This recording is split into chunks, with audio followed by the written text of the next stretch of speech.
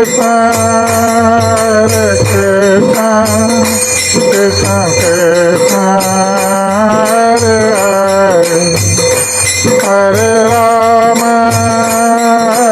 Rama, Rama Rama, Hare Hare, Hare Krishna, Krishna. Sanatan Goswami को शिक्षा।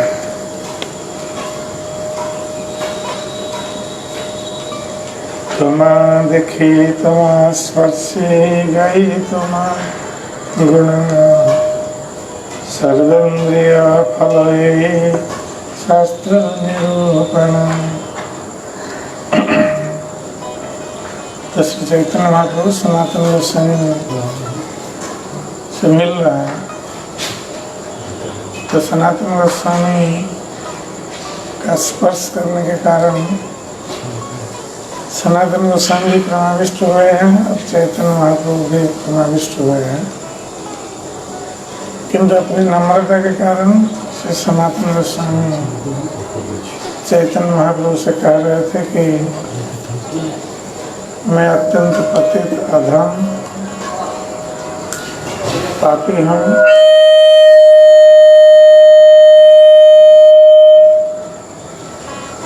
इसलिए आप मेरा स्पर्श मत करिए।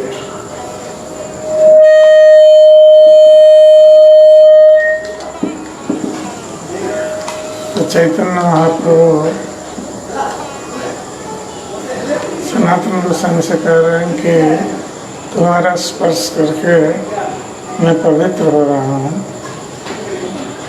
और सारा जगत भी तुम्हारे स्पर्श से पवित्र होता है।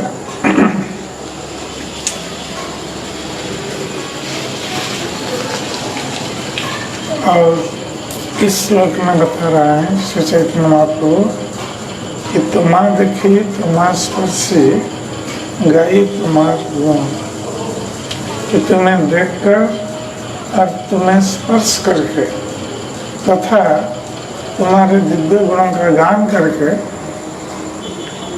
कोई भी व्यक्ति इंद्रिय के सारे कार्यों के उद्देश्य को पूर्ण बना सकता है।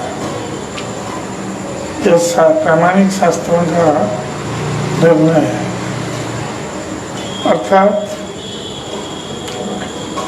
हमारी इंद्रियों का यही सर्वश्रेष्ठ फल है।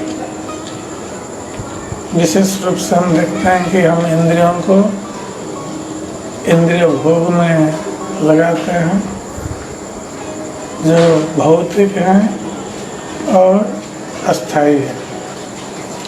यही संस्पर्शदा भोगा दुख जीवन ये बते आद्यंतवंत कौन्तेय नतेषु रमते। भगवान श्री कृष्ण कहते हैं कि इंद्रिय स्पर्श जनित जो भोग है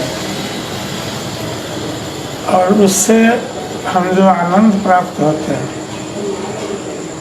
ये आनंद ये भोग का आदि है और अंत है। अर्थात ये भोग और ये आनंद नित्य नहीं है, ये अनित्य है और थोड़े समय के लिए इसका आदि है और अंत है। इसलिए जो बुद्धिमान व्यक्ति है ऐसे इंद्रिय स्पर्श जनित भोग में वो रमण नहीं करता है। नौतेषु रमते बुधा। इसका अर्थ है कि जो बुद्धिमान नहीं है ये अस्थायी इंद्रिय भोग में लिप्त रहकर अपने दुर्लभ मनुष्य जन्म को नष्ट कर देता है। किंतु जो बुद्धिमान मनुष्य है ये अस्थायी इंद्रिय भोग या अस्थायी आनंद में लिप्त न होकर इंद्रियों का वास्तविक फल है कि भगवान के परम भक्तों का स्पर्श करना, उनका चरण स्पर्श करना, उनकी सेवा करना, उनका दर्शन करना, उनसे भगवान की कथा का श्रवण करना, कृष्ण प्रसाद का सेवन करना, यही वस्तुतः इंद्रियों का फल और इंद्रियों की सार्थकता। तो यहाँ पर सनातन गोस्वामी जैसे भगवान के महान भक्त का स्पर्श करके चैतन्य महाप्रभु कह रहे हैं कि मैं अपनी सारी इंद्रियों का फल आज प्राप्त हो गया, अर्थात हमारी इंद्रियां आज सार्थक हो गई। यद्यपि श्री चैतन्य महाप्रभु स्वयं भगवान है और परम पवित्र हैं, उनको पवित्र होने की कोई आवश्यकता नहीं है, किंतु भक्त के रूप में भगवान लीला कर रहे हैं और सारे भक्त समाज को यही शिक्षा देते हैं कि वस्तुतः भगवान के भक्तों के स्पर्श से हम कैसे पवित्र हो सकते हैं। इसलिए चैतन्य आप कहेंगे कि सारे इंद्रियों का यही फल है, इंद्रियों को यही सार्थकता है कि भगवान के महान भक्तों का स्पर्श करना, उनका दर्शन करना और उनका गुणगान करना। अक्षरं फलं दर्शनांगी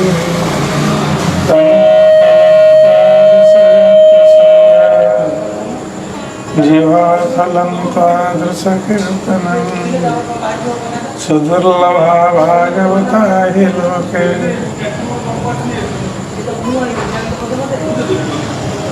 तो ये श्लोक जो हरिभक्त सिद्धोदय में है,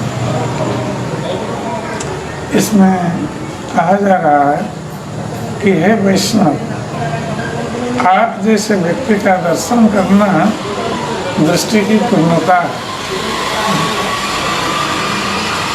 अर्थात यदि जीवन में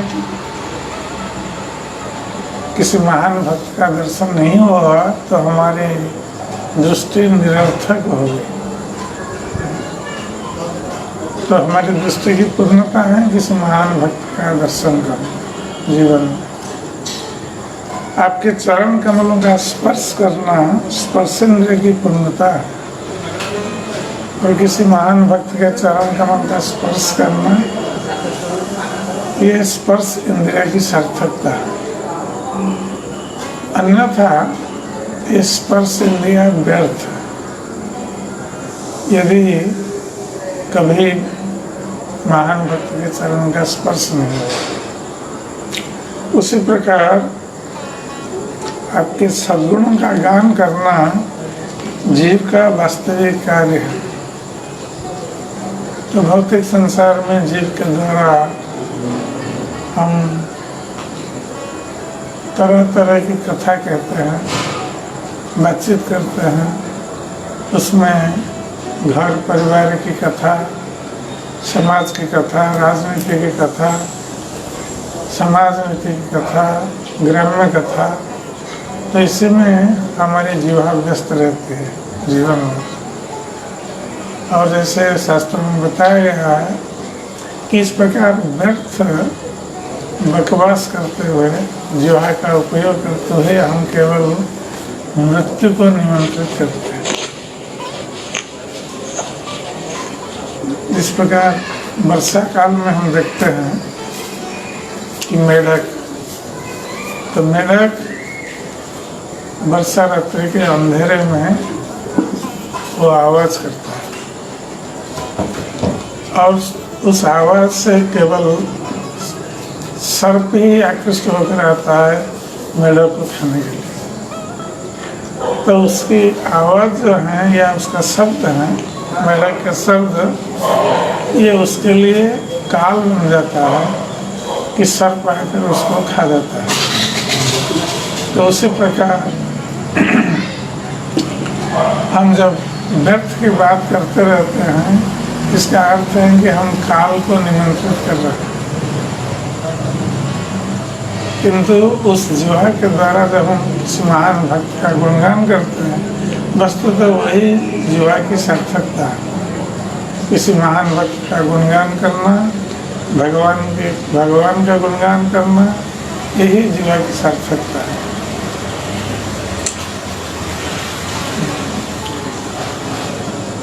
क्योंकि भौतिक जगत में भगवान का शुद्ध भक्त खोज पाना अति कठिन है।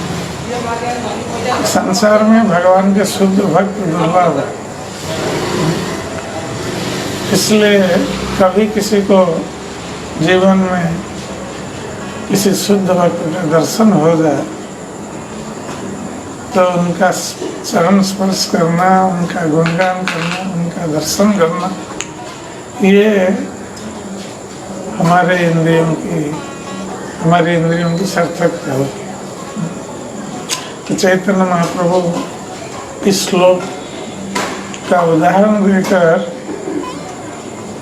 ये प्रतिपादित कर रहे हैं कि किस प्रकार महान भक्तों का लाभ हमें उठाना चाहिए जीवन में। ये तो कहे प्रभु सुन सनातन, कृष्ण बड़ दयामय पतित पावन। तो इस प्रकार कहकर चैतन्य महाप्रभु ने कहा कि सनातन तुम सुनो, भगवान श्री कृष्ण अत्यंत दयालु है और पतित जनों के उद्धार करता भी, इसलिए वो पतित पावन।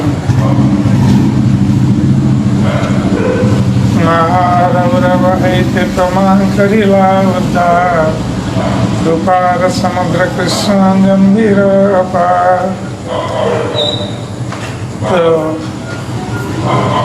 चैतन्य महाप्रभु कृष्ण की कृपा का वर्णन करते हुए कहते हैं सनातन गोस्वामी से कि भगवान श्री कृष्ण महान दयालु हैं, कृपालु हैं और पतितों के उद्धार करता है, इसलिए तुम्हें महारौरव नरक से उन्होंने उद्धार किया है।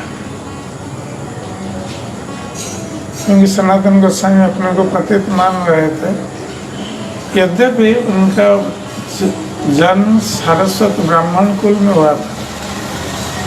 सनातन गोस्वामी, रूप गोस्वामी, ये दोनों का जन्म सारस्वत ब्राह्मण कुल में हुआ था, किंतु ये बंगाल के नवाब हुसैन शाह के दरबार में नौकरी करने के कारण, क्योंकि दोनों मंत्री थे, इसलिए ये म्लेच्छ यवनों का संग कर रहे थे, जो मांस भक्षण कर रहे थे, मादक द्रव्यों का सेवन कर रहे थे और तरह तरह के पाप कर्म में लिप्त थे। तो ऐसे व्यक्तियों का संग करने के कारण व्यक्ति के आचरण में भी परिवर्तन आ जाता है, ये स्वाभाविक है। क्योंकि ये संग दोष ये बहुत प्रभावशाली है। इसलिए चैतन्य महाप्रभु ने कहा है कि यदि किसी को जीवन में भगवान का भक्त बनना है, वैष्णव बनना है, तो असत संग त्याग ही वैष्णव आचार। तो ये पहला कर्तव्य है एक वैष्णव का कि वो असत व्यक्तियों का संग त्याग कर दे, क्योंकि असत व्यक्तियों का संग करने पर वो भी असत बन जाएगा, वो वैष्णव नहीं बन सकता। तो सनातन गोस्वामी म्लेच्छ यवनों का संग करने के कारण अपने को अत्यंत पतित अधम मान रहे थे और उनके समान आचरण कर रहे थे, जिसके कारण चैतन्य महाप्रभु कह रहे हैं कि तुम्हारी गति नरक गति होने वाली थी, महारौरव को प्राप्त होने वाला। किंतु भगवान श्री कृष्ण इतने कृपालु हैं, इतने दयामय हैं तुम्हारे ऊपर कि उन्होंने तुम्हें इस महारौरव नरक से उद्धार कर दिया। अर्थात तुम्हारा जो संग था, म्लेच्छ यवनों का संग, उस संग से तुम्हें मुक्त करके ले आए, नहीं तो तुम महारौरव नरक में जाने वाला हो। कृपार समुद्र कृष्ण गंभीर अपार। तो भगवान कृष्ण की कृपा जो है ये कृपा के सागर हैं और उनकी लीलाएं अत्यंत गंभीर है।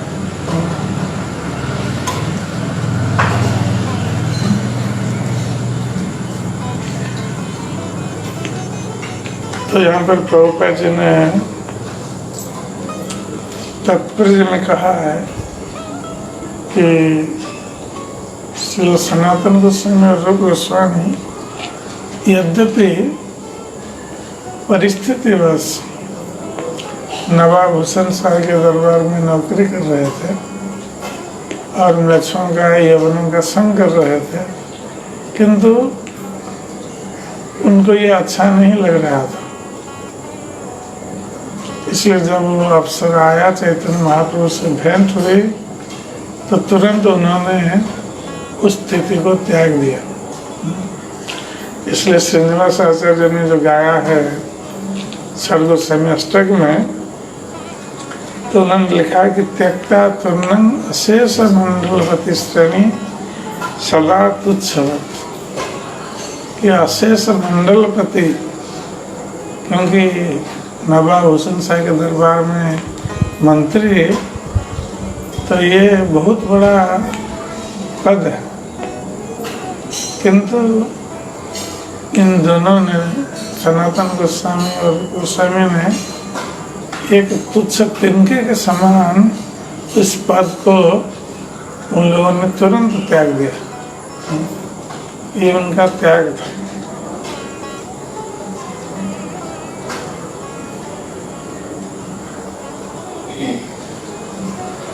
तो यहाँ पर चैतन्य महाप्रभु इसलिए कह रहे हैं कि भगवान कृष्ण तुम्हारे हृदय में है, उन्होंने तुम्हें प्रेरित किया, इसलिए तुमने असत्संग का त्याग कर दिया, इसलिए तुम बहुत भाग्यशाली हो कि भगवान कृष्ण ने तुम्हारा उद्धार कर दिया उस नर्क की स्थिति से। सनातन कहे कृष्ण मी नहीं जानी, हमार उद्धार हेतु तुम्हारा कृपा मने। तो सनातन गोस्वामी अत्यंत विनम्रता के साथ कह रहे हैं कि हे प्रभु, मैं कृष्ण को नहीं जानता। यद्यपि सनातन गोस्वामी बहुत बड़े विद्वान थे, शास्त्रों के ज्ञाता थे और घर पर श्रीमद् भागवत का अध्ययन भी करते थे, किंतु कहते हैं कि मैं कृष्ण को नहीं जानता। मैं यही जानता हूँ कि आपकी कृपा के कारण ही मेरा उद्धार हुआ।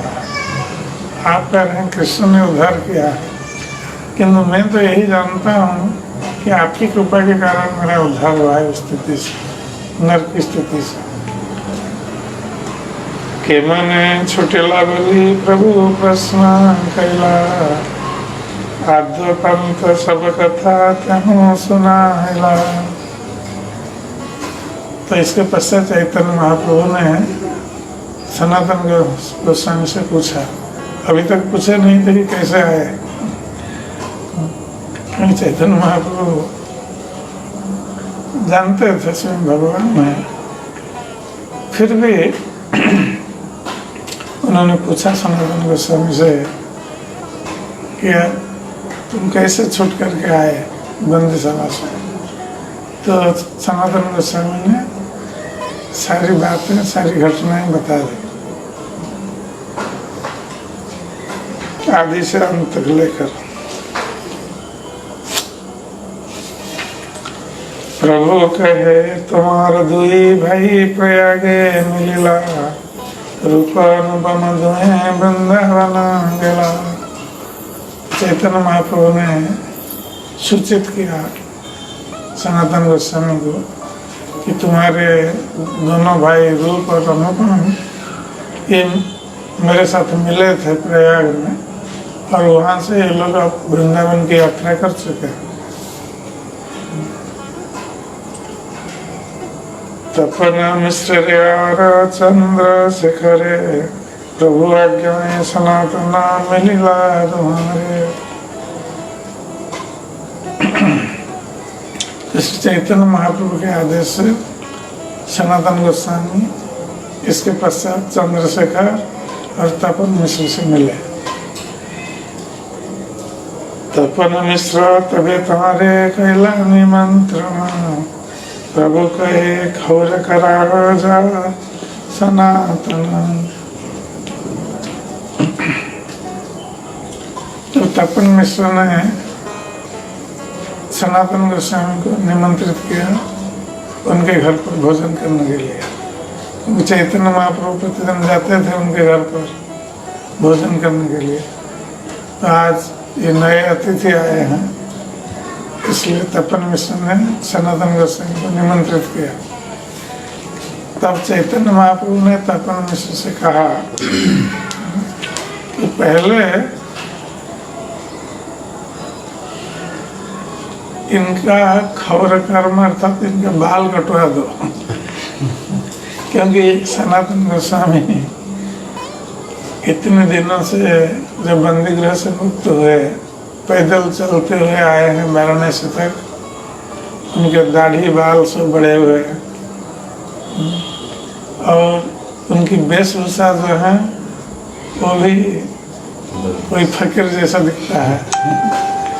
तो इसलिए चैतन्य महाप्रभु ने कहा कि पहले इसका खौर कर्म करो या इसका बाल अगर कटवा दो और उसकी वेशभूषा ठीक हो, फिर उसके बाद वो तुम्हारे घर पर जाएगा।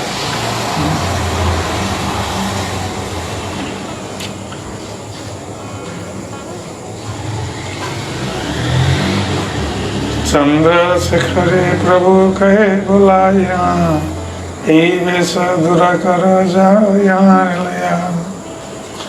तो चंद्रशेखर को बुलाया चैतन्य महाप्रभु ने, कहा कि तुम इनको लेकर जाओ सनातन गोस्वामी को, इनका बाल कटवा दो और इनका वेश बदल दो।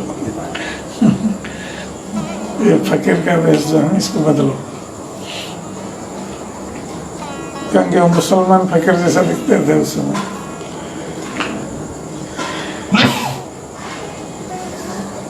भद्र करा तारे गंगा स्नान करायल, शिखर अनिया तारे नूतन वस्त्र दिला। तो चंद्रशेखर लेकर गए सनातन गोस्वामी को गंगा के तट पर, और वहाँ पर उन्होंने उनका बाल कटवा दिया, दाढ़ी बाल आदि, और गंगा में स्नान कराया। और स्नान करने के उपरांत चंद्रशेखर ने नया वस्त्र दिया उनको पहनने के लिए सनातन गोस्वामी।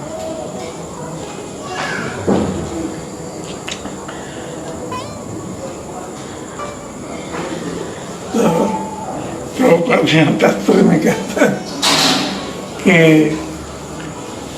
दाढ़ी बाल रखना, दाढ़ी बाल मूंछ ये सब रखना, ये चैतन्य महाप्रभु को पसंद नहीं था। तो इसलिए चैतन्य महाप्रभु ने कहा कि इनको भद्र व्यक्ति जैसा बना, अर्थात ये भक्त का वेश बना, वैष्णव का वेश जो है ये इस प्रकार है कि दाढ़ी बाल मुंह से रहित। और इसके साथ साथ प्रभुपाद कह रहे हैं कि ये कटाक्ष कर रहे हैं कि जो हिप्पी लोग हैं ये भी दाढ़ी बाल मूछ बढ़ाते हैं, और ये चैतन्य महाप्रभु को पसंद नहीं है। इसलिए ये लोग जब भक्त बनने आते हैं तो हम पहले उनको बताते हैं कि ये दाढ़ी बाल से कटवाओ। तो ये भद्र होना आवश्यक है भगवान का भक्त बनने के लिए। वेशभूषा ये सब भद्र व्यक्ति जैसा होना चाहिए।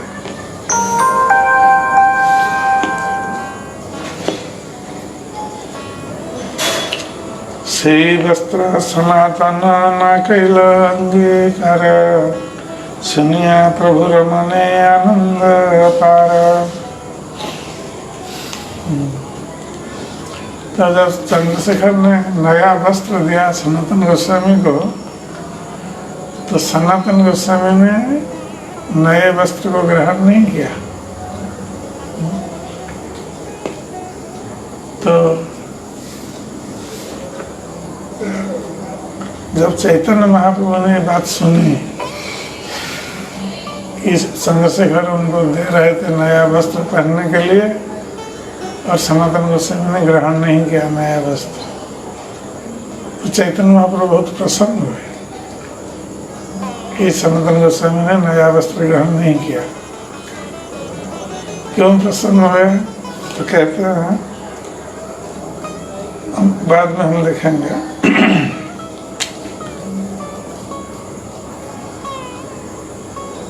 मध्याह्न करिया प्रभु गेला भिक्षा करिवारे, सनातने लया गेला तपन मिश्रे घरे।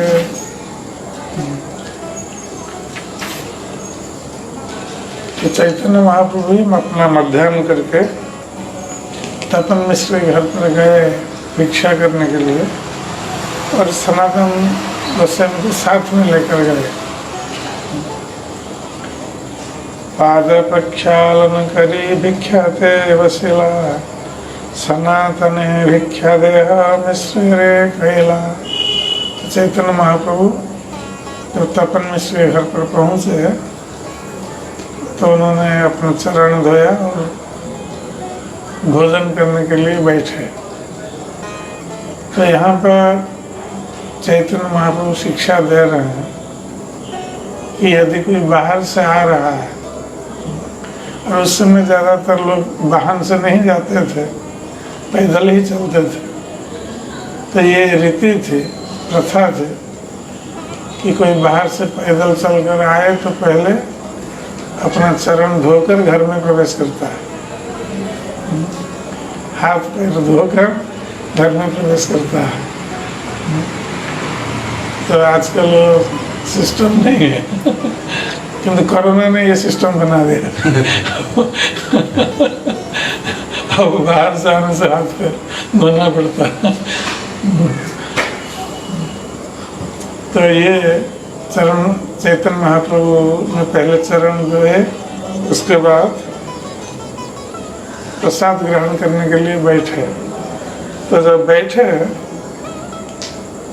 तो सनातन गोस्वामी को प्रसाद देने के लिए, भिक्षा देने के लिए उन्होंने तपन मिश्र से कहा,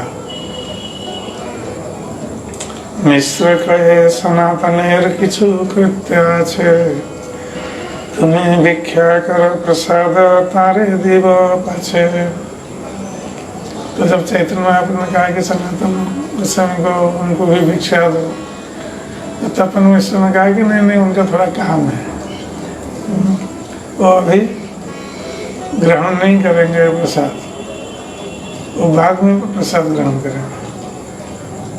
आप पहले भोजन करिए, उसके बाद वो भोजन करेंगे।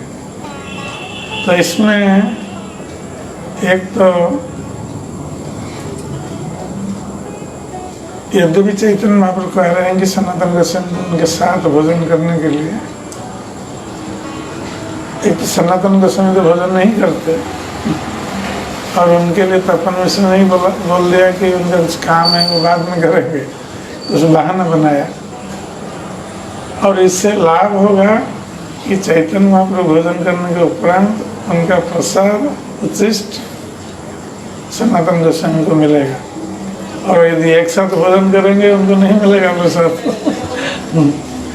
तो इसलिए तपन मिश्र ने कहा कि वो बाद में लेंगे, आप पहले लीजिए।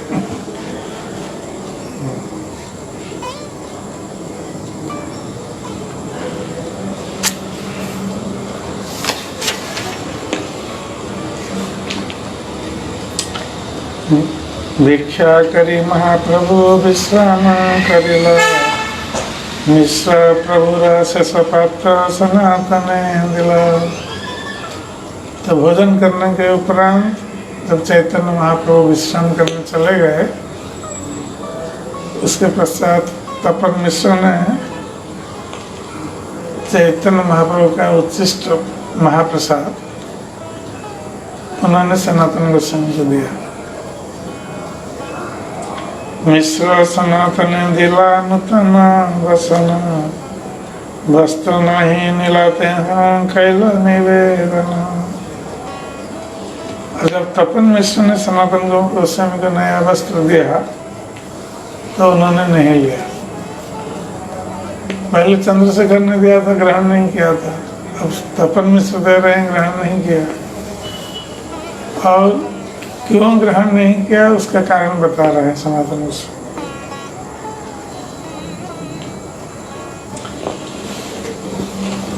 मोरे वस्त्रादिते यदि तुम्हारा है मन, निज परिधान एक देह पुरातन। तो तपन मिश्र नया वस्त्र दे रहे हैं, लेकिन सनातन गोस्वामी कह रहे हैं कि यदि मुझे वस्त्र देने के लिए आपका मन हो रहा है तो आप एक काम करिए, नया वस्त्र मत दीजिए, आपका कोई पुराना वस्त्र मुझे दे दीजिए, और जो आपने पहना हुआ जो पुराना वस्त्र है उसी में से एक दे दीजिए। तबे मिश्र पुरातनो एक धोती दिल, ते हम दुई बहिर्वास कौपिन करिला। तो जब तपन मिश्र ने एक धोती दी, पुरानी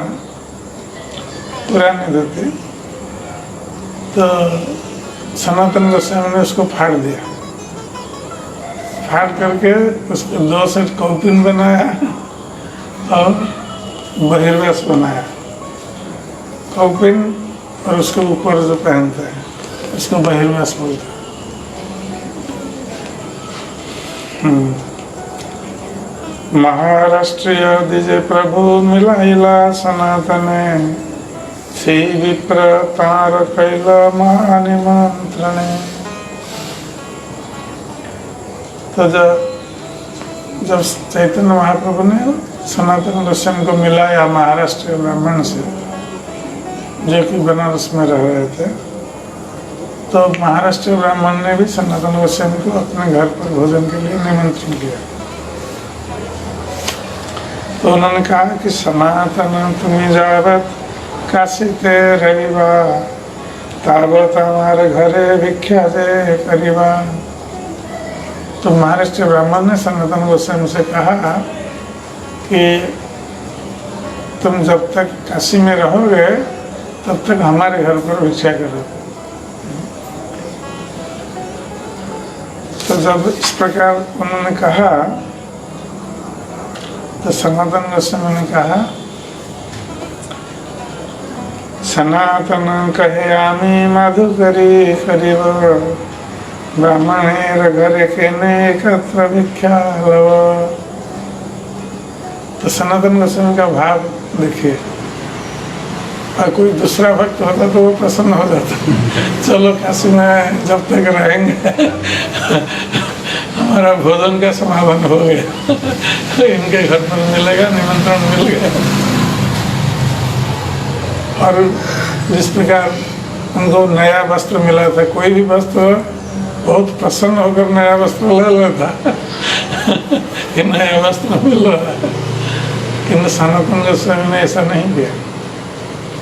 तो इससे उनका वैराग्य प्रकट होता है कि सनातन गोस्वामी ने गृह त्याग दिया, परिवार को त्याग दिया, अपनी नौकरी को त्याग दिया, पद जो उच्च पद पर थे उसको त्याग दिया।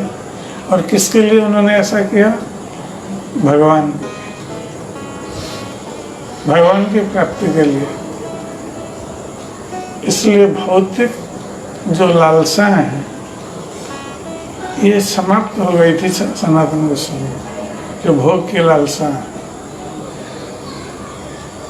और ये नहीं चाहते थे कि ये सुंदर वेशभूषा में रहें और अच्छा खाना खाएं। जैसे कल हम चर्चा कर रहे थे कि चैतन्य महाप्रभु ने जो उपदेश दिया था, भालो न खाइबा भालो न बोई, तो ये भक्ति में बाधक है। क्योंकि जब व्यक्ति हर समय खाने के लिए सोचता रहता है कहाँ अच्छा खाना मिलेगा, घर में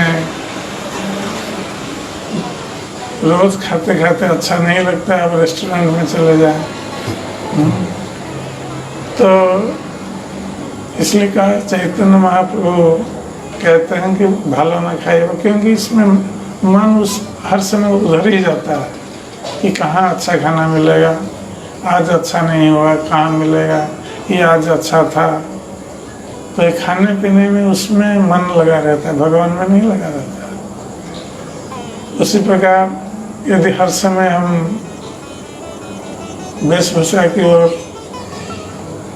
हर समय देखें और उसके बारे में सोचते रहें तो भगवान कृष्ण के बारे में हम कब सोचेंगे। इसलिए शास्त्र में बताया गया है कि जितनी आवश्यक है, जितनी आवश्यकता है शरीर के धारण के लिए, उतना ही हम ग्रहण करें। और यहाँ तक कि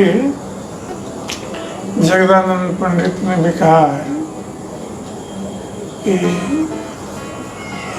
चैतन्य महाप्रभु ने भी कहा है, जिह्वार लालस जही इति उति धाय, शिष्योदर परायण कृष्ण नहीं पाए। तो जिह्वा की लालसा में, खाने की लालसा में जो इधर उधर दौड़ता है, तो ये उदर परायण और उपस्थ परायण हो जाता है। वो अपने काम वासना को रोक नहीं सकता।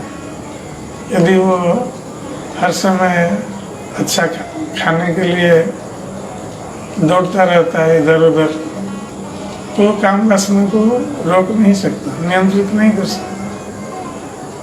इसलिए जो संसार वैराग्य आचरण करना चाहते हैं, संसार भोग से वैराग्य लेकर अपने जीवन को भगवान कृष्ण की सेवा में उत्सर्ग करना चाहते हैं, उन लोगों के लिए ये आवश्यक है कि ये इससे दूर रहे। जितना शरीर धारण के लिए आवश्यक है ग्रहण करे और कृष्ण की सेवा में लगे रहे। तो यहाँ पर यद्यपि सनातन गोस्वामी को निमंत्रण मिल रहा था महाराष्ट्र ब्राह्मण के घर पर खाने के लिए, किंतु सनातन गोस्वामी ने कहा कि हम माधुकरी करके खाएंगे। तो माधुकरी अर्थात मधु के समान, मधु जो भ्रमर होता है, ये एक फूल से मधु संग्रह करके दूसरे फूल में बैठता है, फिर तीसरे फूल में जाता है, चौथे फूल में जाता है। इस प्रकार थोड़ा थोड़ा मधु संग्रह करता है हर फूल से। उसी प्रकार जो बैरागी साधु होते हैं, तो ये एक घर से एक दिन का पूरा खाद्य नहीं ग्रहण करते, वो 5-7 घर जाते हैं और थोड़ा थोड़ा ग्रहण करते हैं और उसी में वो अपना जीवन निर्वाह करते हैं। तो सनातन गोस्वामी ने इस प्रकार करने के लिए कहा महाराष्ट्र ब्राह्मण से कि हम आपके घर पर जब तक रहेंगे भोजन नहीं करेंगे, हम माधुकरी करके खाएंगे। अब ब्राह्मण यार घरे के ना एकत्र विख्याल हो, मैं क्यों ब्राह्मण के घर पर एक साथ भोजन करूं और इतने दिन तक भोजन करूं।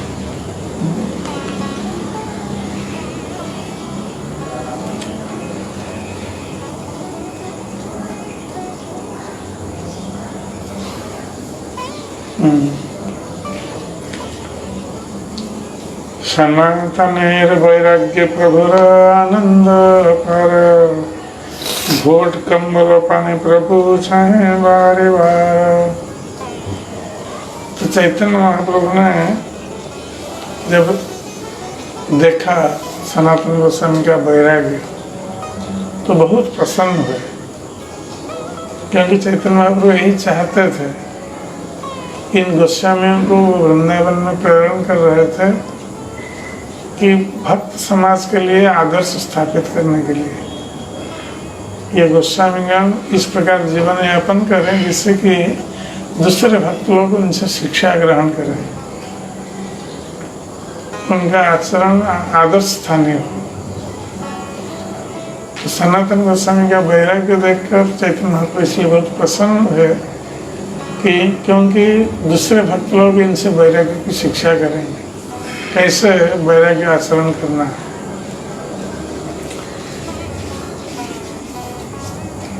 किंतु यद्यपि सनातन गोस्वामी नए वस्त्र को उन्होंने ग्रहण नहीं किया और एक ब्राह्मण के घर में प्रतिदिन भोजन करने के लिए जो निमंत्रण था उसको भी ग्रहण नहीं किया, किंतु उनके पास एक अंतिम भोग की वस्तु उपस्थित थी और वो क्या था? जो ऊनी कंबल उनके बहनों ने दिया था हाजीपुर में, जो ऊनी कंबल, वो ऊनी कंबल अभी भी उनके पास था। तो चैतन्य महाप्रभु ने सनातन गोस्वामी से कुछ कहा नहीं, किंतु जब सनातन गोस्वामी उसको ओढ़ते थे ऊनी कंबल, और नया ऊनी कंबल था, जब ओढ़ते थे तो चैतन्य महाप्रभु बार बार उस कंबल की ओर देखते थे।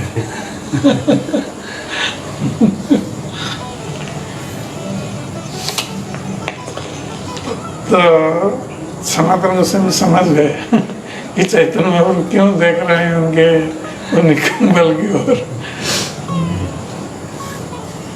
सनातन जानिल प्रभु रे ना भाई, भोट त्याग करिवारे चिंतिला उपाय। तो सनातन गोस्वामी बहुत बुद्धिमान थे क्योंकि राजमंत्री थे, तो समझ गए कि चैतन्य महाप्रभु क्यों बार बार देख रहे हैं उनके कंबल की ओर। तो उन्होंने सोचा कि ये चैतन्य महाप्रभु को अच्छा नहीं लग रहा है कि मैं ऊनी कंबल ओढ़ रहा हूँ, ये चैतन्य महाप्रभु को अच्छा नहीं लग रहा है, इसलिए चैतन्य महाप्रभु बार बार इसकी ओर देख रहे हैं। तो सनातन गोस्वामी ने मन ही मन उन्होंने सोचा कि ऊनी कंबल को कैसे त्याग दूं।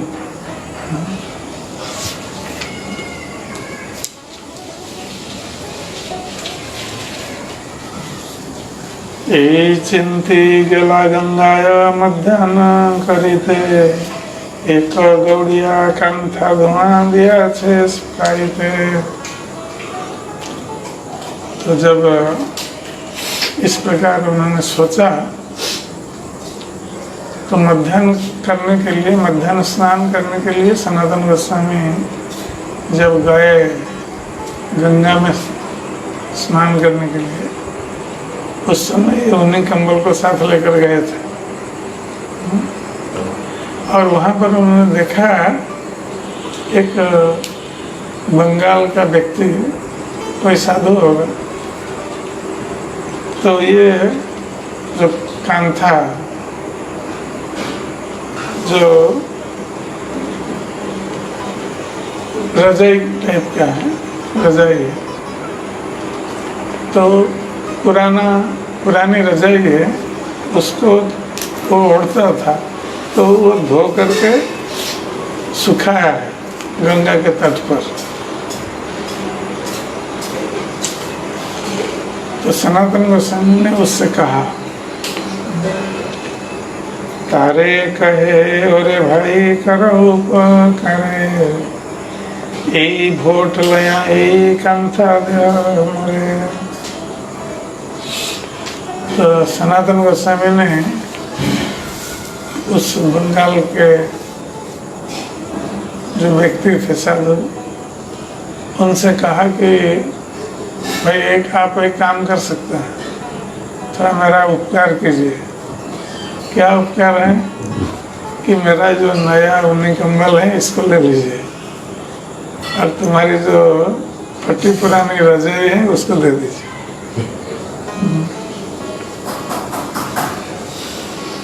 सही कहे रहस्य कर प्रामाणिक हया, बहुमूल्य भोट दिवा के न कंथा लया। तो उस व्यक्ति ने, जो बंगाल के व्यक्ति था, उसने कहा कि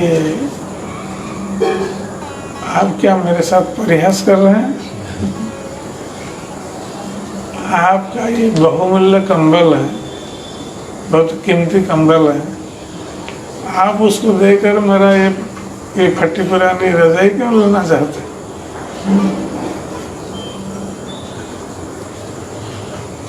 आप तो भद्र व्यक्ति जैसा दिखते हैं, इसलिए आपका परिहास करना मेरे साथ ठीक नहीं है। क्योंकि उसने परिहास समझा, उसने सोचा कि ऐसा कौन व्यक्ति होगा कि अपना ऊनी कंबल, नया कंबल दे के फटी पुरानी रजाई लेके जाएगा। ये परिहास कर रहे हैं। तेहं कहे रहस्य नहीं कही सत्य नहीं, भोट लहा तुम्हें दया मोरे कंथा खानी। तो सनातन गोस्वामी ने कहा कि नहीं, मैं आपके साथ परिहास नहीं कर रहा हूँ, मैं सत्य वचन बोल रहा हूँ कि आप ये कंबल को लेकर आपकी रजाई मुझे दे दीजिए।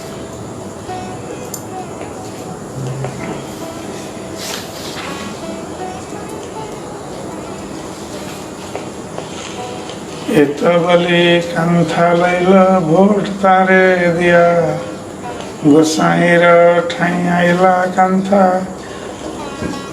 गले दिया। तो सनातन गोस्वामी ने दे दिया वो कंबल उस व्यक्ति को, और उनका काम था वो जो रजाई या गुदड़ी है उसको अपने कंधे पर डाल करके वो आए चैतन्य महाप्रभु के पास।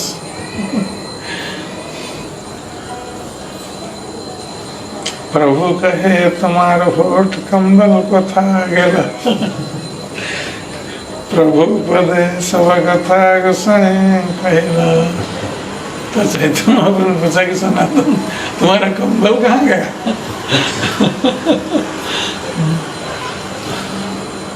तो सनातन गोस्वामी ने सारी बातें बताई कि किस प्रकार उन्होंने वो कंबल को उस व्यक्ति को दे दिया और उसका कंथा या रजाई लेकर आ गए।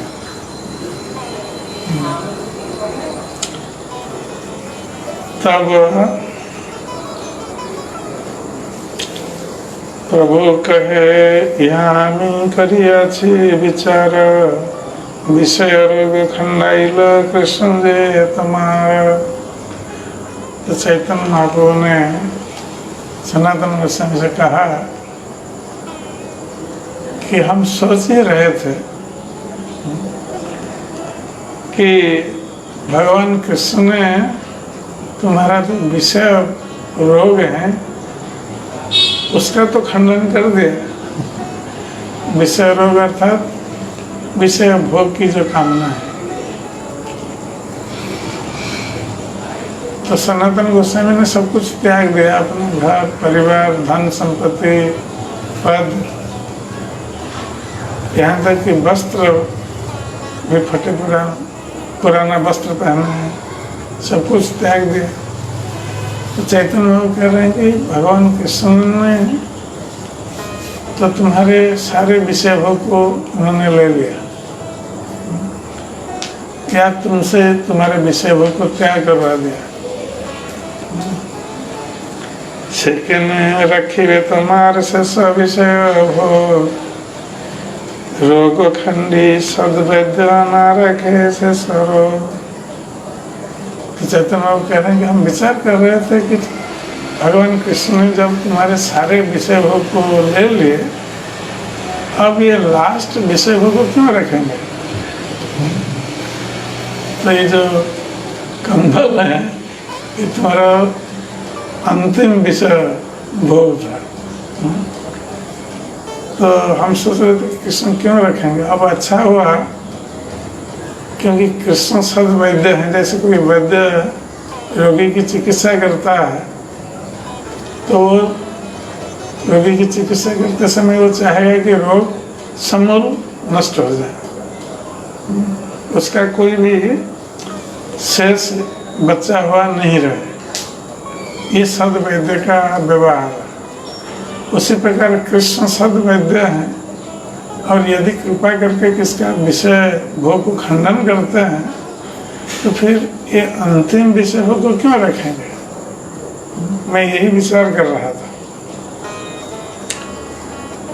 तीन मुद्रा भोट गाय मधु करी ग्रास, धर्मानी है लोक करे उपवास। तो चैतन्य महाप्रभु कह रहे हैं कि तुम्हारा जो कंबल था, इस 3 स्वर्ण उस समय उस जमाने का ये मूल्य है, 3 मुद्रा।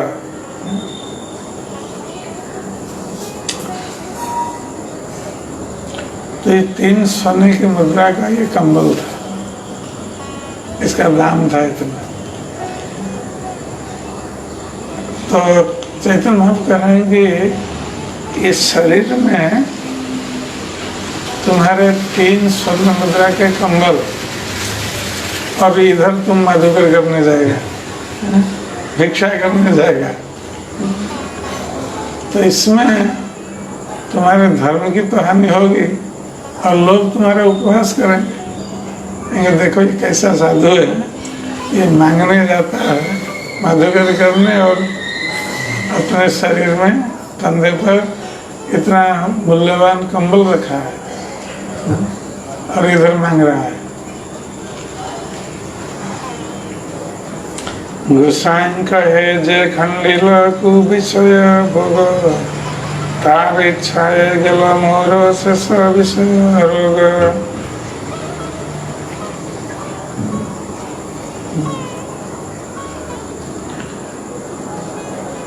सनातन गोस्वामी ने कहा कि जिसने मेरे विषय भोग को खंडित किया है,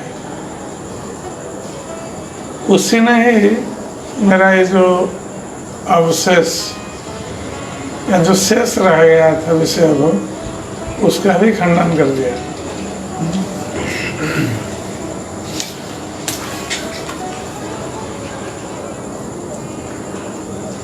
प्रसन्न है प्रभु तारे कृपा कल कैल, तार कृपाए प्रश्न करिते तार शक्ति हैला। तो चैतन्य महाप्रभु बहुत प्रसन्न है सनातन गोस्वामी के इस व्यवहार से और उनका वैराग्य देखते हैं। तो इसलिए चैतन्य महाप्रभु ने सनातन गोस्वामी के ऊपर कृपा प्रदर्शित की और उनकी कृपा से सनातन गोस्वामी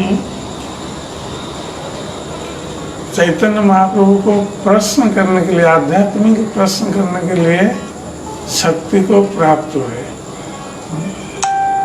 क्योंकि आध्यात्मिक प्रश्न करना भी एक बहुत बड़ी उपलब्धि, क्योंकि सभी लोग ऐसा नहीं कर सकते। तो भगवान की शक्ति प्राप्त होने पर सनातन गोस्वामी ने ये प्रश्न किया, जो प्रश्न अत्यंत महत्वपूर्ण प्रश्न थे और जो केवल सनातन गोस्वामी के लिए नहीं, सारे संसार के भक्तों के लिए उपयोगी प्रश्न, सारे संसार के लोगों के लिए उपयोगी प्रश्न।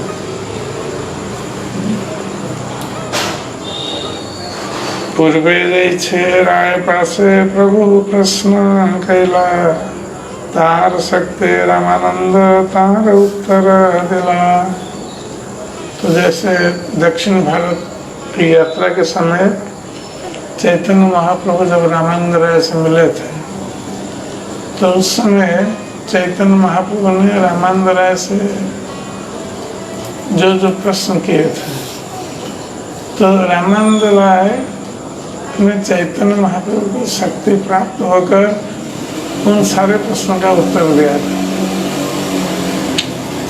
यहाँ प्रभु शक्ति प्रश्न करे सनातन, आपने महाप्रभु करे तत्व निरूपण।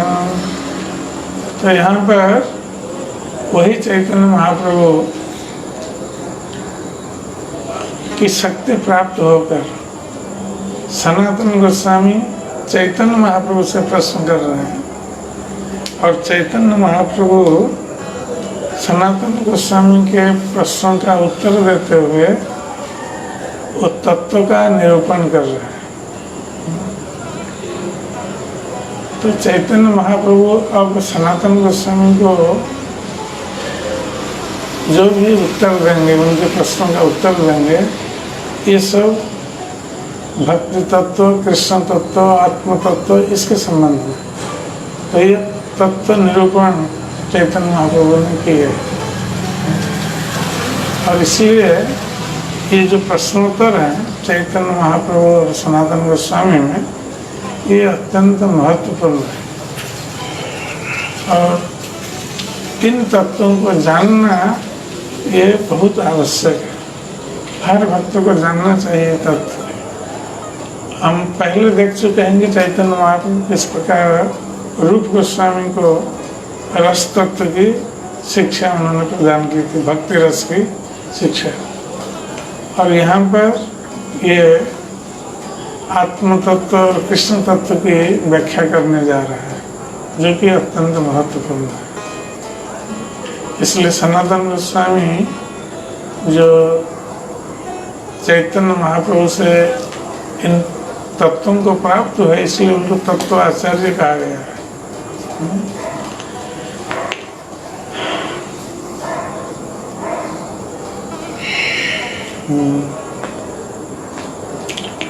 कृष्ण स्वरूप माधुर्य ऐश्वर्य भक्ति रसाश्रयम् तत्तं सनातनायेष कृपयोपदिशेषः दिदेशः। पूर्ण पुरुषोत्तम भगवान श्री चैतन्य महाप्रभु ने स्वयं सनातन गोस्वामी को भगवान कृष्ण के वास्तविक स्वरूप के संबंध में बताया। उन्होंने भगवान के माधुर्य प्रेम, उनके निजी ऐश्वर्य तथा भक्ति रस के विषय में भी बतलाया। महाप्रभु ने ये सारे तत्व अपने अहेतु की कृपावश सनातन गोस्वामी को बतलाया। तबे सनातन प्रभुर चरणे धरिया दैन विनती करे दंते तृणालया।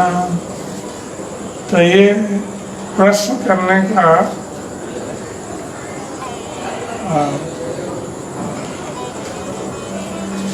उपाय है कि किस प्रकार दैन्य पूर्वक प्रश्न करना चाहिए। सनातन गोस्वामी ये सिखा रहा है। तो सनातन गोस्वामी जो चैतन्य महाप्रभु से प्रश्न कर रहा है, तो उस समय वो तीन दांत में दबाए हुए, ये अत्यंत विनीत व्यवहार है। कोई दांत में तिनका दबाए किसी के पास आए हैं तो ये अत्यंत विनम्र व्यवहार माना जाता है, क्योंकि वो व्यक्ति अपने को अत्यंत हीन पतित मानता है, तब जाकर वो दांत में तिनका दबा के आता है, नहीं तो ऐसा कोई नहीं कर सकता। तो सनातन गोस्वामी ने चैतन्य महाप्रभु के चरण पकड़ लिए और दांत में तीन दबा करके अत्यंत दीनता के साथ वो चैतन्य महाप्रभु से कह रहे हैं।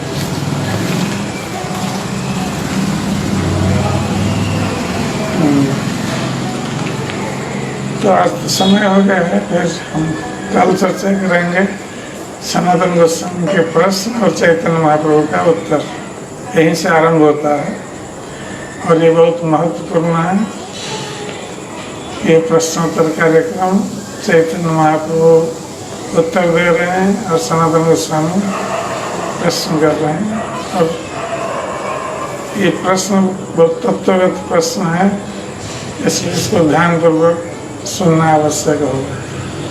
तो कल हम इसके संबंध में चर्चा करेंगे। हरे कृष्ण।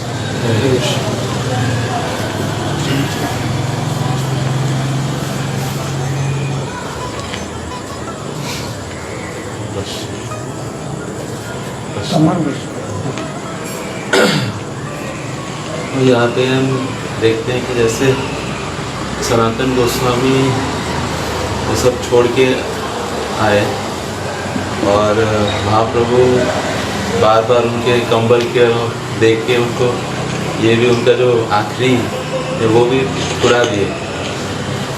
तो हम भी देखते हैं कि हम लोग भी जैसे बहुत जो नौकरी है हमारे और अपने जो परिवार है, तो उसमें हमारा जो आराम वो सब छोड़ते हैं एक प्रकार से, और हमारा जो तनख्वाह है वो छोड़ते हैं, और फिर हम लोग आश्रम में आते हैं। तो आश्रम में आने के बाद फिर हमारे अंदर कुछ धन संचय करने का या फिर कुछ भौतिक वस्तुओं को पाने का इच्छा फिर से जागृत होता है, जो कि जो हम पहले छोड़े उससे उस बराबर का भी नहीं है, क्योंकि तुच्छ है। लेकिन फिर ये भौतिक वस्तुएं को पाने का हमें इच्छा होता है, और हम अपने आप को ये भी समझाते हैं कि ये हम कृष्ण की सेवा के लिए ही रख रहे हैं, मन को ऐसे समझाते हैं और उसको पाने का इच्छा करते हैं, और उसको ना पाके एक तो बहुत दुखी होते हैं, और पाने के बाद उसके प्रति बहुत आसक्त होते हैं। तो यहाँ पे जैसे महाप्रभु उनके गुरु बन के उनको ये संकेत देते हैं कि आप इससे बचना है, इसको त्याग करना है। तो हम यहाँ पे देखते हैं कि हमारा ये बहुत समय तक रहता है या कभी कभी बढ़ता है। तो इसमें इसका क्या है कि ये हम कोई संकेत पा नहीं रहे हैं, या पाने के बाद भी हम ये छोड़ने की कोशिश नहीं कर रहे हैं। ये मेरा क्वेश्चन है। ये नहीं है कि हम संकेत नहीं पा रहे हैं, क्योंकि हमारी जो शिक्षा है और जो भी हम श्रवण करते हैं सब महाप्रभु की शिक्षा है। इसको हम बार बार सुनते हैं, किंतु हम उसको ग्रहण नहीं करते। इसका अर्थ है कि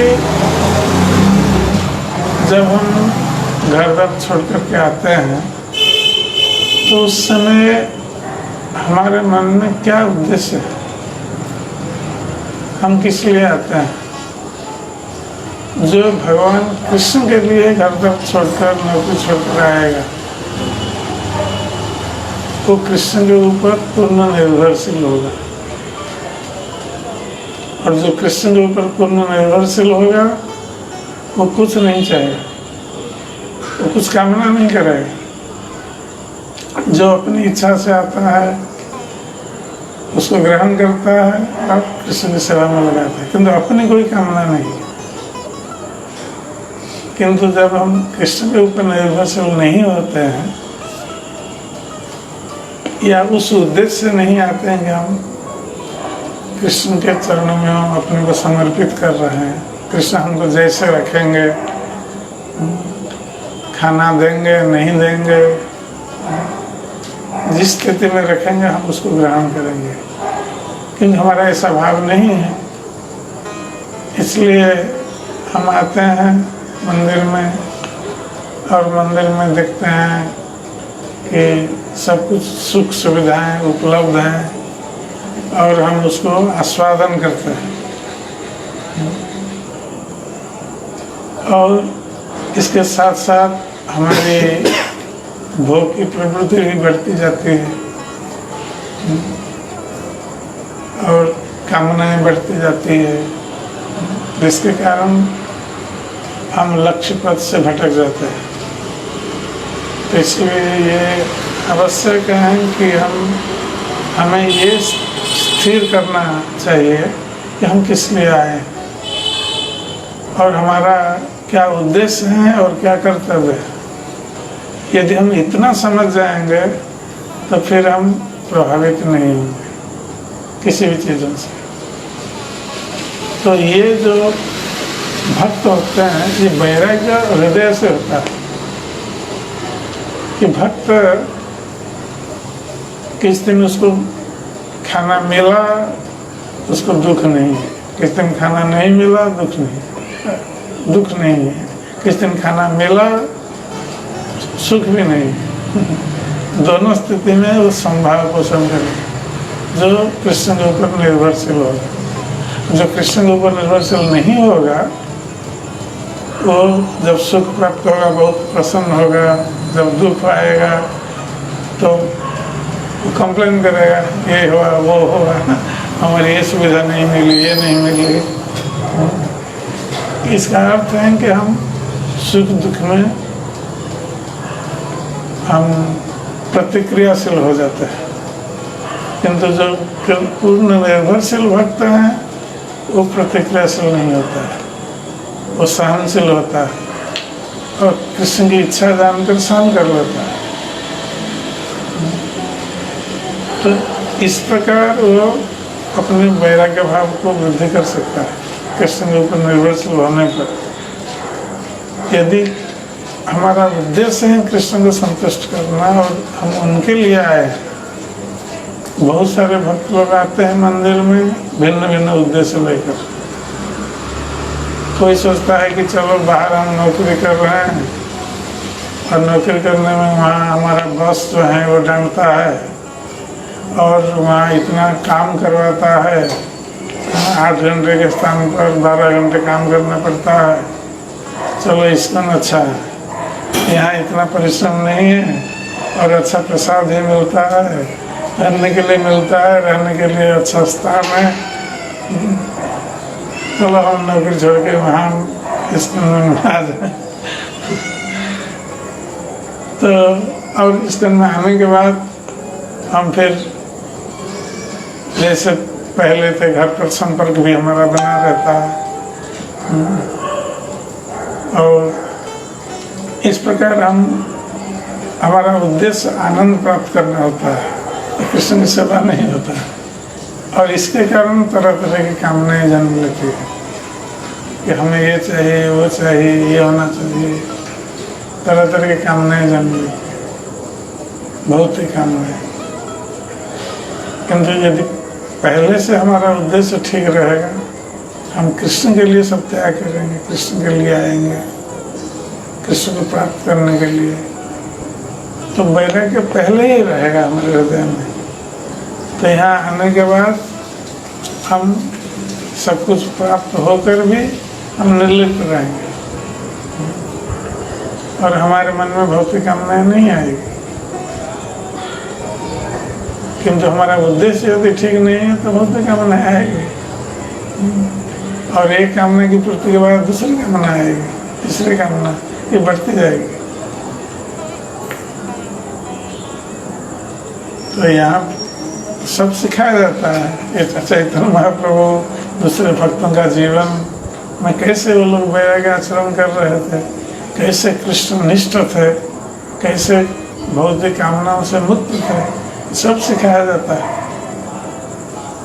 किंतु हम सुनते हैं किंतु ग्रहण नहीं करते हैं।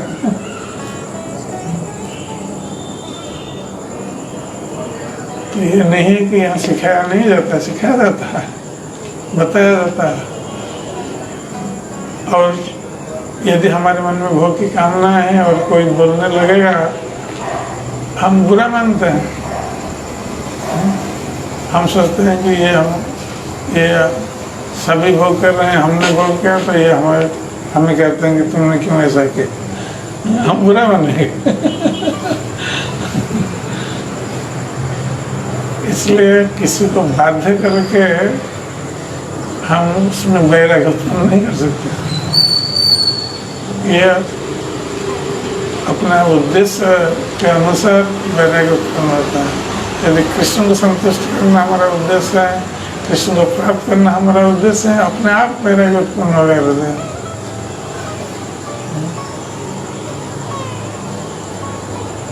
किंतु यदि दूसरा उद्देश्य है, वैराग्य नहीं आएगा, भोग की कर्म नहीं आएगी। यदि हम साधु का वेश बनाए रखेंगे किंतु हृदय में सारी भोग की कामनाएं रहेगी, बाहर साधु का वेश किंतु हृदय में भोग की कामनाएं रहेगी। इसलिए तो चैतन्य महाप्रभु ने कहा कि कंबल पहनते हो, जाओगे भिक्षा करेंगे तो लोग तुम्हारा प्रयास करेंगे। ये कैसा साधु है, इतना कॉस्टली कंबल पहन रखा है और इधर भिक्षा करता है।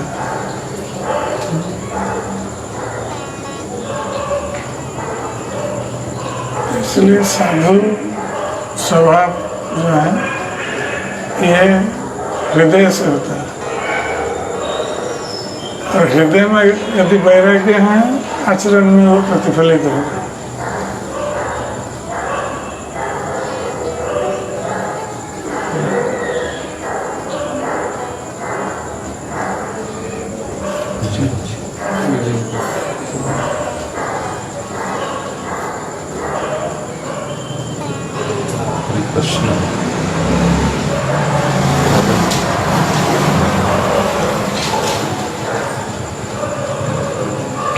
मदन गोपाल गुरु, हाँ।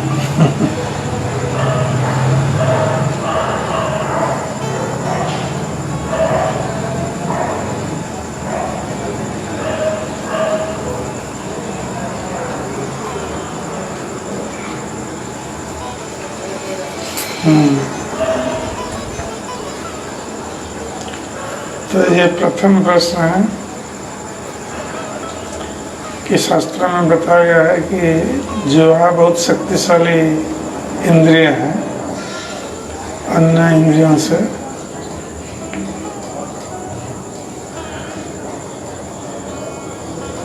किंतु यह देखा गया है कि जिह्वा को कंट्रोल करना या नियंत्रित करना आसान है, किंतु उपस्थ वेग को नियंत्रित करना आसान नहीं है।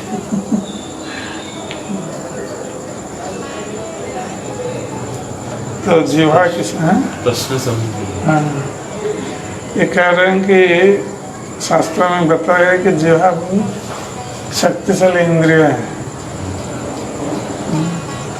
सभी इंद्रियों से शक्तिशाली है, किंतु ये देखा गया है कि जिह्वा को तो नियंत्रित करना आसान है, उपस्थ को नियंत्रित करना आसान नहीं है। तो इसलिए जिह्वा कैसे शक्तिशाली हो इंद्रिय है, उपस्थ शक्तिशाली लगता है कि उपस्थ को नियंत्रित करने के लिए जिह्वा को नियंत्रित करना आवश्यक है। जिह्वा उदर उपस्थ एक लाइन में, तो जब हम जिह्वा को नियंत्रित नहीं कर पाते हैं तब उदर और उपस्थ वेग को भी नियंत्रित हम नहीं कर पाएंगे। किंतु जब जिह्वा को नियंत्रित कर लेते हैं तब हम उदर उपस्थ वेग को भी नियंत्रित कर सकेंगे। तो यदि कोई कहे कि हम जिह्वा को नियंत्रित कर लेता हूँ किंतु उपस्थ वेग को नियंत्रित नहीं करता, इसका अर्थ है कि वो वस्तुतः जिह्वा को नियंत्रित नहीं कर रहा है। जिह्वा को नियंत्रित करना ये नहीं है कि हम 5 रसगुल्ला के स्थान पर 1 रसगुल्ला खाएं। ये जिह्वा का नियंत्रण नहीं है। तो जैसे हम देखते हैं कि मुनि ऋषि लोग साधना करते थे तो पहले जिह्वा पर नियंत्रण, किसी भी साधना में सिद्धि को प्राप्त करने के लिए जिह्वा पर नियंत्रण रखना आवश्यक है। और जिह्वा नियंत्रित हो जाएगा तो शरीर में शक्ति नहीं होगी, उपस्थ वेग कहाँ से आएगा। तो ये गोस्वामीगण ये लोग इसलिए अपने जिह्वा पर नियंत्रण रखते थे, इसलिए वो गोस्वामी कहे। तो जिह्वा पर नियंत्रण अगर कोई करना चाहता है और इधर मन में सोचता है खाने के लिए, जैसे हम एक दिन उपवास करते हैं दूसरे दिन फिस्ट बनाते हैं, या उपवास के दिन भी फिस्ट बना देता है, ये जिह्वा पर नियंत्रण नहीं है। इधर हम एक दिन जिह्वा पर नियंत्रण कर दिए और रात में सोचते रहते हैं कब ये खाएंगे कब वो खाएंगे, कब फिस्ट होगा, बहुत दिन से फिस्ट नहीं हुआ। तो जिह्वा पर नियंत्रण करना ये प्रतिदिन करना है। जिह्वा पर नियंत्रण अर्थात खाने पर उतना ध्यान नहीं देना है जितना आवश्यक है शरीर धारण के लिए ग्रहण करना है, तो अपने आप उपस्थ नियंत्रित हो जाएगा। इसलिए कहा गया है कि जो साधु हैं वैरागी हैं, चैतन्य महाप्रभु दिन में 1 बार खाते थे, केवल दोपहर के समय, ना सुबह खाते थे ना रात में खाते थे। गोस्वामीगण भी ऐसा ही करते थे, दिन में 1 बार खाते थे। और हम दिन में 4 बार 5 बार खाएंगे और कहेंगे हम जिह्वा पर नियंत्रण कर रहे हैं, ये कैसे संभव है।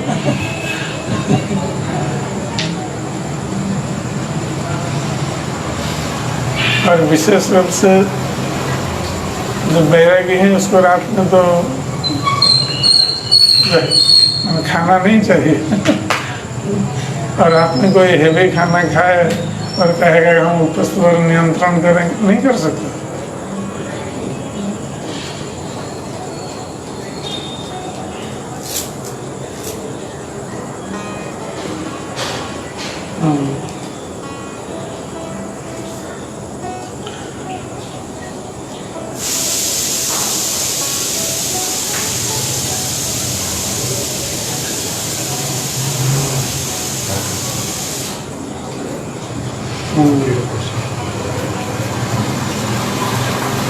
उपस्थ व्यय को नियंत्रित करने के लिए सबसे सरल उपाय क्या है? सबसे सरल उपाय जीवा पर नियंत्रण करना। यद्यपि हम लोग 4 नियम का पालन करते हैं और मांसाहार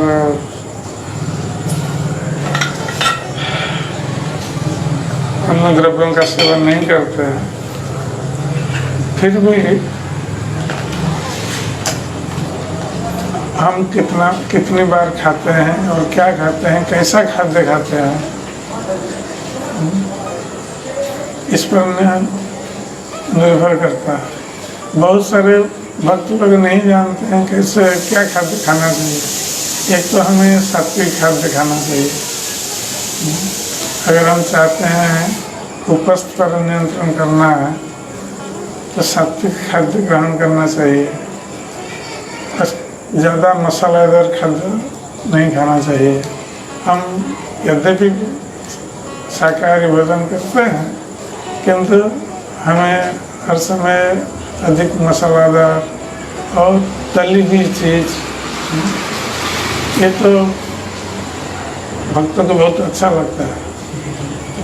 तली हुई चीज़ बहुत अच्छी लगती है। तो मीठा खाना, तली हुई चीज़ खाना, ये सब खाने से कोई उपस्थ को नियंत्रित नहीं कर सकता। तो और जो भी खाते हैं हम, इसमें शरीर के लिए पूरा पेट भी नहीं खाना है, पेट भर कर के भी नहीं खाना है। जब हम खाएं पेट भर कर नहीं खाएं, थोड़ा रखें, पेट में स्थान रहना चाहिए वायु के लिए और पानी के लिए। कभी कभी ऐसा होता है हम इतना खा लेते हैं कि पानी पीने के लिए या वायु प्रवाहित होने के लिए स्थान नहीं रहता पेट में। तो उस स्थिति में हम कैसे उपस्थ पर नियंत्रण कर सकते हैं? ये बहुत सारी चीज़ों को देखना कि हमारा खाद्य कैसा है। तली हुई चीज़, मीठा आदि, ये तो त्याग कर देना ही अच्छा है, शरीर के लिए भी अच्छा नहीं। जबकि जीवा के लिए बहुत ये स्वादिष्ट है तली हुई चीज़, डीप फ्राइड। और सदा सर्वदा पनीर है। तो ये सब गरिष्ठ खाद्य। साधन चैतन्य महाप्रभु को क्या प्रिय था? साग और लाफड़ा व्यंजन, मिक्स्ड वेजिटेबल। तो जब चैतन्य महाप्रभु आकर भक्त लोग देते थे तरह तरह के प्रसाद, तो चैतन्य महाप्रभु क्या बोलते थे? मुझे लाफड़ा व्यंजन और साग दे दो, बाकी सब भक्तों को बांट दो।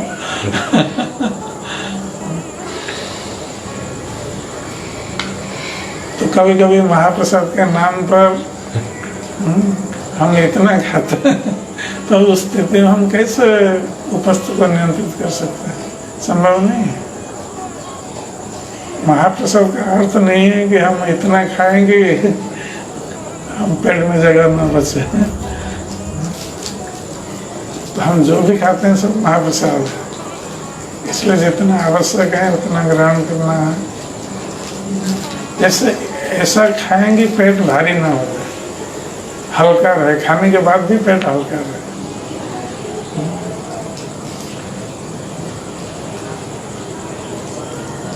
तो ये, और रात में तो बिल्कुल मीठा और तली हुई चीज बिल्कुल नहीं खाना चाहिए, और दिन में भी नहीं खाना चाहिए। यदि कोई नियंत्रित करना चाहता है उपस्थित,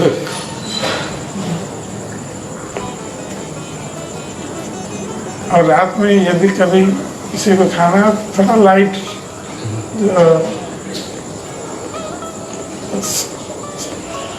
सरलता पर हजम हो सकता है। यदि भूख लगती है तो खाइए, नहीं तो खाना नहीं आवश्यक नहीं।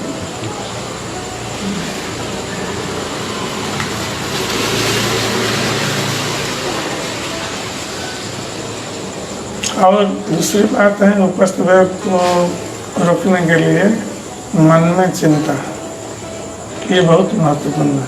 ये तो खाने पीने में नियंत्रण आवश्यक है, उसके बाद मन में जो चिंता होती है, हम चिंता करते हैं, तो भगवान कृष्ण भगवद गीता में कहते हैं ध्यायतो विषयान् पुंसा संगस्तेषु उपजायते संगात् संजायते काम काम क्रोध विजायते। तो ये जो चिंता है पहले मन में आती है। तो जब मन में भोग की कामना आती है या किसी स्त्री की कामना आती है, मन में हम पहले चिंता करते हैं,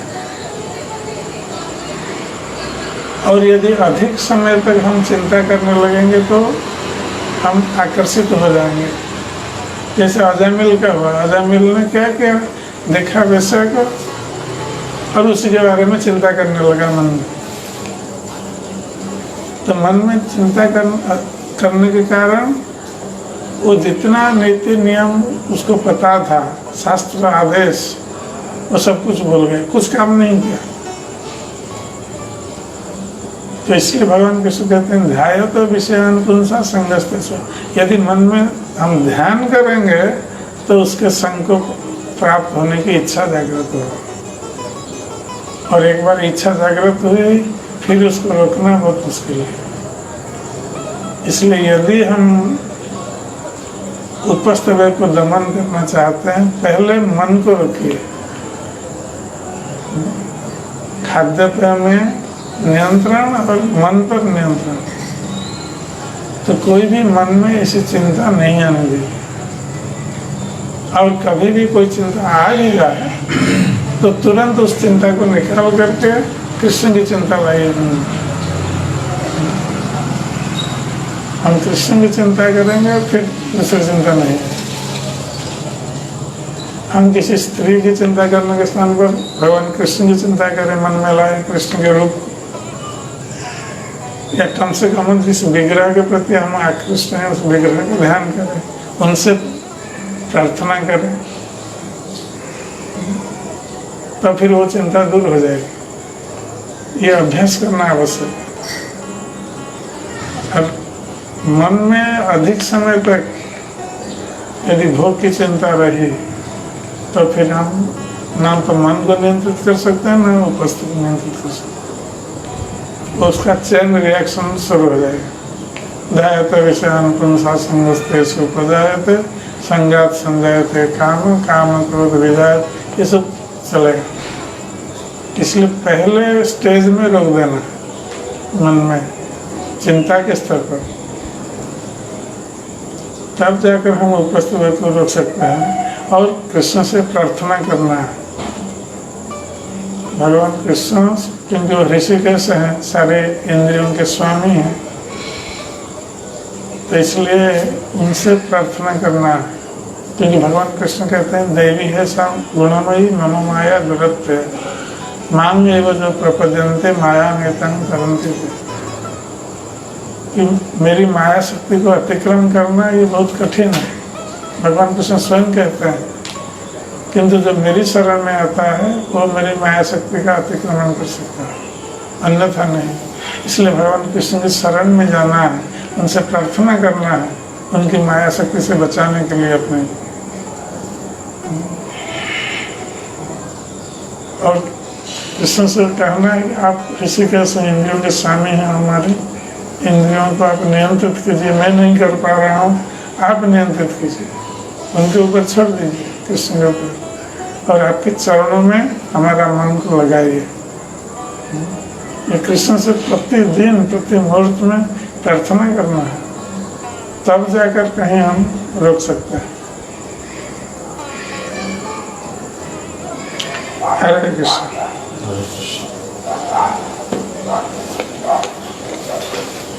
जय श्री श्री चैतन्य चरितामृत की जय। श्री श्री चैतन्य महाप्रभु की जय। जय श्री श्री प्रभुपाद जी महाराज की जय। जय गौर भक्त वृंद की जय। निताई गौर कमले हरि। श्री माता भक्ति गौर स्वामी महाराज की जय।